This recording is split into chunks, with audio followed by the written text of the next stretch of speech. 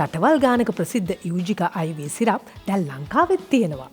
නිතර හැදෙන කැස්ස, හෙම්රිසාවට ඉක්මන් සුවය වගේම ස්වභාවික IV සාරයෙන් තමයි හදලා තියෙන්නේ. අම්මි ලස්සයිනේ. හනි ෆ්ලේවර්.